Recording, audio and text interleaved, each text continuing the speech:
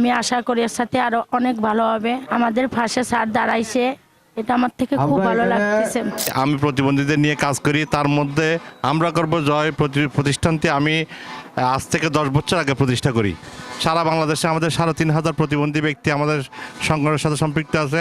আমরা প্রতিনিয়ত তাদের সাথে যোগাযোগের চেষ্টা করি, তাদের সমস্যার সমাধানের চেষ্টা করি, সমাজের বিত্তবান মহলের সাথে যোগাযোগ করে এবং আমাদের আত্মীয় স্বজন পরিজনদের থেকে বিভিন্ন দান অনুদান নিয়ে আমরা তাদের পাশে এসে দাঁড়াই।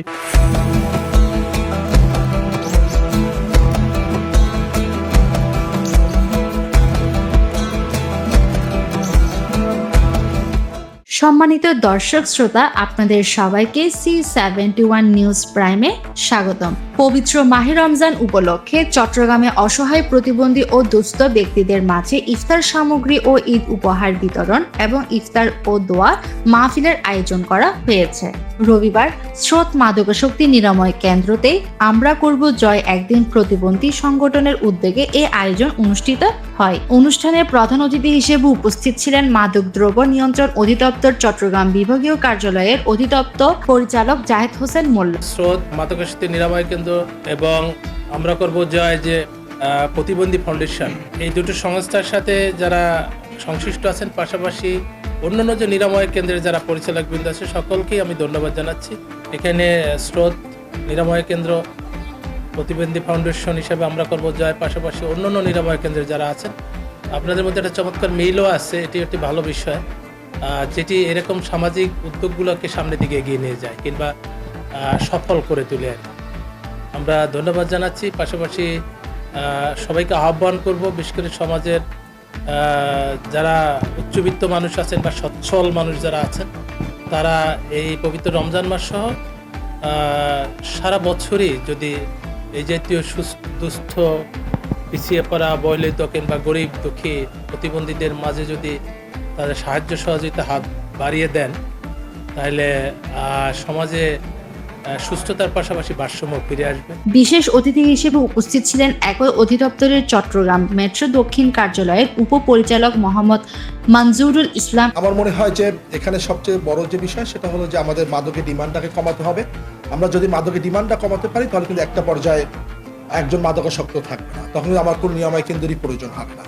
কিন্তু যেহেতু আমরা ডিমান্ডটা এখনো কমাতে পারিনি এবং আমাদের বর্ডারটা যেহেতু পোরাস, খুব সহজেই ঢুকতে পারে, খুব সহজেই ইনফিল্ট্রেশন হয়, ফলে হয় যেটা যে এইখানে মাদকাসক্তের সংখ্যাটাও সেজন্য বেড়ে যায়, ফলে কিন্তু তাদের ট্রিটমেন্ট দেওয়ার প্রয়োজন হয়।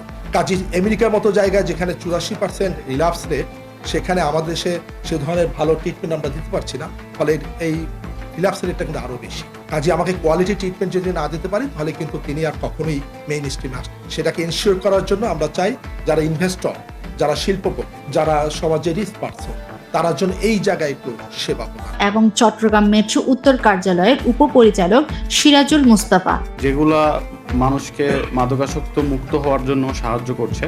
এই রিহ্যাবিলিটেশন সেন্টারগুলোর গুরুত্ব অপরিসীম চট্টগ্রামে, আমি মনে করি।